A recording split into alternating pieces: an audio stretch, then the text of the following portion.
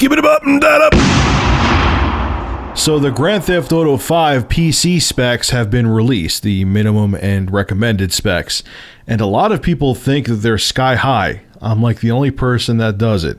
Let me read you the specs and then explain why I don't really think they're that demanding. The minimum requirements for Grand Theft Auto 5 on the PC are as follows. The CPU, a Core 2 Duo E8200 running at 2.66 gigahertz, or Phenom 2 X2, the dual-core Phenom 545. That's like ancient technology right there. You're going back to like 2007, 2008. The GPU is GeForce GT 530. Again, nothing. RAM, 4 gigabytes. Oh no. Operating system, Windows 7, 8, 8.1. Has to be 64-bit. I guess there's some people out there that may still be running 32-bit operating systems and gaming on it.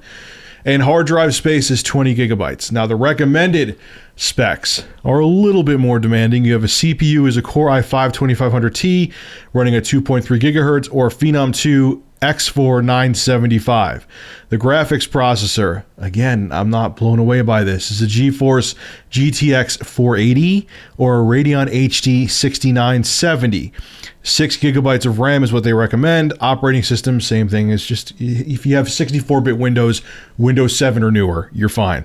And the same amount of hard drive space, 20 gigabytes. Now, there's a lot of tech websites and vloggers freaking out about this, thinking, damn, this game is demanding. I guess it's going to be those high-res textures, yada, yada, yada, so on and so forth. And I'm looking at the specs and I'm like, let's sit back here and think about this. Now, the GTX 480 came out in the States in early 2010. That's soon to be a 5-year-old graphics card, and that's the recommended graphics card for Grand Theft Auto 5. That's like saying you could run the game on a potato at max settings. Like, that really, like a 5-year-old graphics card. That's a whole normal life cycle for a console, and you could run Grand Theft Auto 5 on the PC, ideally with it. The way they intend the game to be run, you could run it with a GTX 480, which is a very ancient graphics card. I mean, there's nothing here blowing me away. The RAM, 6 gigabytes, whoopee. Core i5, 2500T, not a big deal. Phenom X4, 975. You could get, I know definitely the Phenom X4, 975. You get that for peanuts now if you could still find one. I mean, these specs to me aren't, if anything, what I'm concerned about looking at these specs is that they're kind of not being 100% truthful, that they're really, really, really, really optimizing Grand Theft Auto 5 for the PC, and they may just be dumping over, you know, the 8th gen console game over to PC and just slapping a little prettier coat of paint on it. Because these specs really aren't that demanding.